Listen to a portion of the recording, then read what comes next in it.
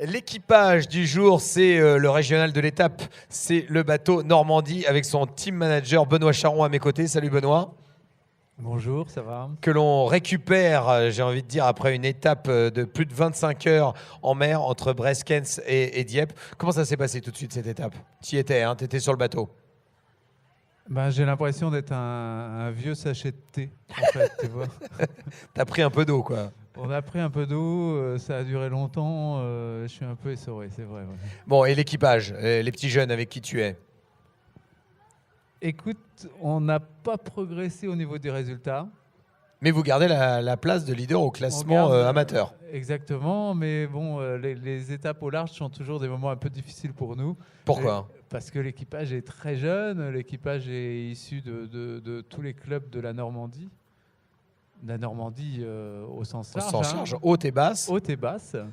Et donc souvent des moins de 20 ans ou des à peine plus de 20 ans. Et pour eux, une course au large comme celle de cette nuit, c'était quelquefois une première. Ouais, tu nous disais même que quand tu l'as regardé ce matin au lever du soleil, tu te sentais un peu coupable de les avoir emmenés dans des aventures comme celle-là.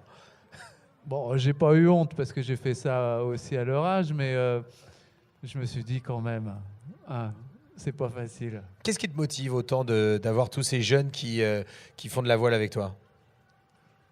C'est un sport d'équipe formidable, comme énormément de sports d'équipe. Moi, je fais du volleyball, par exemple. Et, pas sur le bateau? Non, c'est un peu petit. Ouais, enfin, un très grand bateau. Et donc, je fais du volleyball, tu sais, tous les aspects de coopération, etc.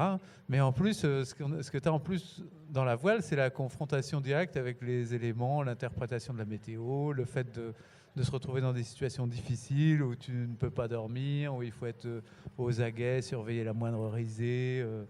Enfin, c'est vraiment des situations où tu peux vite devenir...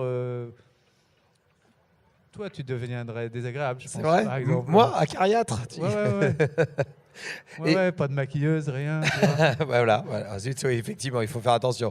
Et ce projet, justement, comment il s'est monté cette année? Ça a été facile, ça a été difficile? Raconte-nous, parce que c'est important. On rappelle que tu fais partie des équipages amateurs de ce Tour de France à la voile 2013.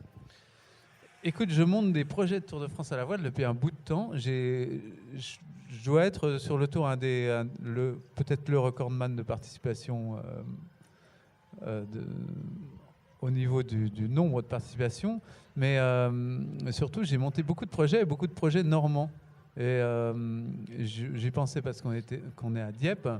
Et j'ai managé pendant 3 ans, je crois, le projet Dieppe Seine-Maritime avec des bons résultats, avec des jeunes de Haute-Normandie en partie.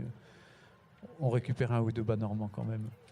Et depuis 3 ans, on essaie de monter un projet de détection de jeunes talents, en fait. Hein, c'est ça. Et on a des plans d'eau formidables en Normandie avec des courants, des vents qui sont très changeants, des météos variés. Et donc, c'est des plans d'eau très formateurs. On a des coureurs qui arrivent à un niveau national, mais qui ont du mal à s'intégrer dans des grands projets. Donc, pour eux, c'est un échelon indispensable, un Tour de France à la voile. Eh bien, espérons que ce Tour de France à la voile 2013 permette à tous ces jeunes de progresser encore plus et peut-être de partir vers de nouvelles aventures pour que tu reformes encore des jeunes l'année prochaine. Qui rejoignent toutes nos célébrités, tu vois, les Christophe Auguin qui ont gagné le Vendée Globe, le Figaro, tout ça. Et ben voilà, c'est tout le mal qu'on te souhaite. Merci Benoît Charon d'avoir été avec nous aujourd'hui pour faire un focus sur le bateau Normandie. À très vite Benoît. Un plaisir. Et puis tout de suite, c'est l'escale du jour ici à Dieppe.